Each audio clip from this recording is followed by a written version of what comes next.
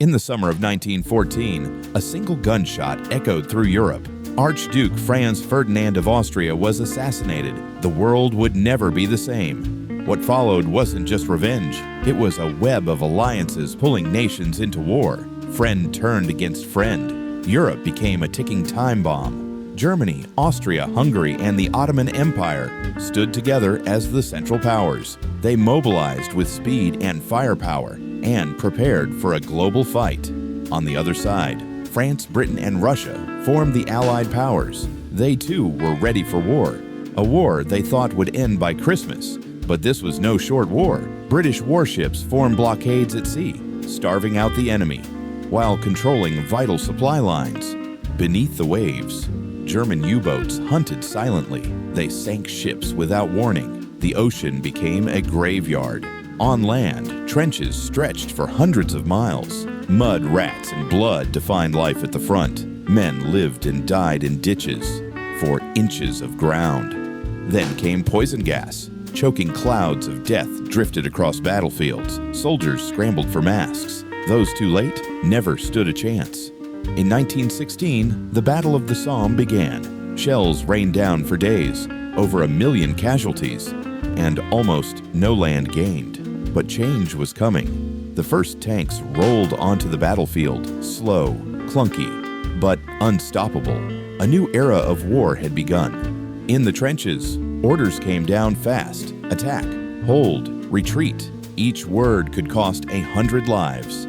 Then came the Lusitania. A German U-boat sank the ship, killing civilians, including Americans. Outrage spread across the world. In 1917, the U.S. joined the fight. Fresh troops crossed the Atlantic, bringing hope to the Allies and fear to the Central Powers. Meanwhile, Russia was collapsing. Revolution swept the empire, the Tsar was overthrown, and a new power rose from the chaos. Russia signed a peace treaty with Germany. The Eastern Front fell silent, but the war was far from over. It now burned hotter in the West. A secret telegram was intercepted. Germany asked Mexico to attack the U.S. It backfired and pushed America deeper into war.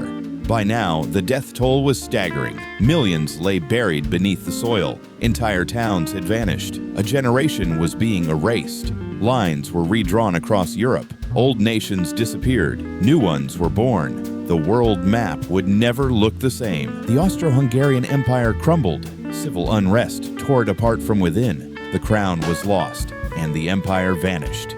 And far to the east, the Ottoman Empire collapsed too. It had ruled for centuries, but war brought it to its knees. In 1919, world leaders gathered in Versailles. Inside the Hall of Mirrors, they signed the treaty. The Great War was finally over, but peace came at a price. Germany was forced to take full blame, crushed by debt, stripped of pride, its people humiliated, its future dark and uncertain. A new hope emerged, the League of Nations, an international promise to never let war happen again. But the U.S. refused to join. Congress feared foreign entanglements. Even peace became a divided idea. The war brought medical breakthroughs. Doctors learned to treat wounds faster, to save limbs, to keep men alive through horror.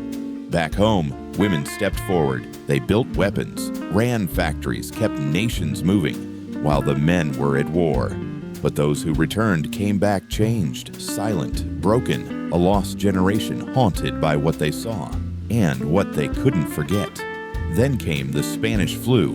It struck in the war's shadow, killing millions more, just as the guns went silent. In Germany, anger boiled. Crowds protested the Treaty of Versailles. Resentment grew and planted the seeds of the next war. Image 30. World War I ended empires. It redrew borders, shattered nations, and reshaped the world. It was called the War to End All Wars. But history had other plans.